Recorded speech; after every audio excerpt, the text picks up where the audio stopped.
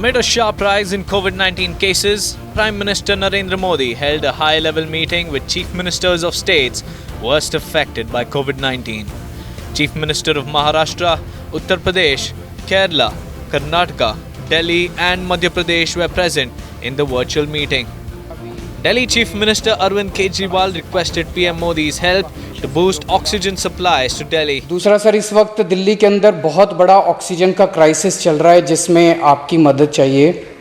तो प्रधानमंत्री जी, सबसे पहले आपको धन्यवाद देता हूं कि केंद्र सरकार ने दिल्ली का ऑक्सीजन का कोटा बढ़ा दिया है।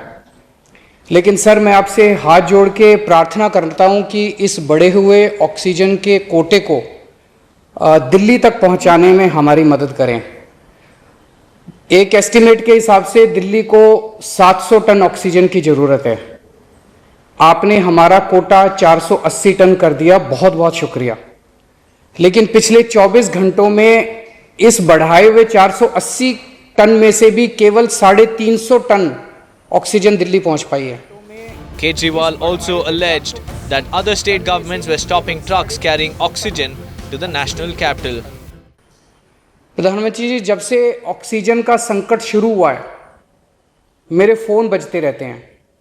कभी कोई अस्पताल कहता है कि 3 घंटे की ऑक्सीजन बची है, कभी कोई अस्पताल कहता है कि 2 घंटे की ऑक्सीजन बची है। हम कारण जानने की कोशिश करते हैं तो पता चलता है कि पीछे किसी राज्य ने दिल्ली के लिए ऑक्सीजन लाने वाले ट्रक को रोक रखा है। हमने मदद के लिए केंद्र सरकार में कुछ मंत्रियों को फ़ोन किए। शुरू में उन्होंने खूब सहयोग किया सर, लेकिन अब वो भी बेचारे थक गए हैं। सर, देश के संसाधनों पे तो 130 करोड़ लोगों का अधिकार है ना। अगर दिल्ली में ऑक्सीजन की फैक्ट्री नहीं है तो क्या दिल्ली के 2 करोड़ लोगों को ऑक्सीजन नहीं मिलेगी? Speaking about the oxygen crisis in the country, Congress leader Rahul Gandhi accused the BJP of not being prepared.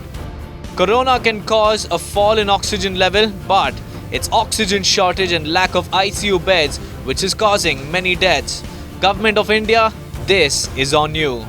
Gangaram Hospital in Delhi issued a statement saying 25 critical patients died in the past 24 hours reportedly due to a shortage of oxygen. But those reports were quashed as fake news. Over 700 COVID-19 patients are admitted to Gangaram Hospital and it had issued a statement saying only a few hours of oxygen was left. Max Multi-Specialty Hospital in NCR region also tweeted claiming to have less than 1 hour of oxygen supply. Several hospitals in Haryana, Gujarat and Uttar Pradesh also reported a shortage of oxygen. The government has issued orders to oxygen producers to stop supply of oxygen to private entities and industrial purposes. Balrampur दे रहे हैं हम लोग और लोग बंधु को दे रहे हैं। प्राइवेट हम लोग कोई नहीं दे रहे हैं। हाँ, वो बंद है बिल्कुल शासन की तरफ से आदेश है। गैस की तो किल्लत है, लिक्विड है नहीं मेरे पास, और हम यहाँ पे बलरामपुर लोग बंधु के अलावा हम किसी को नहीं दे रहे हैं।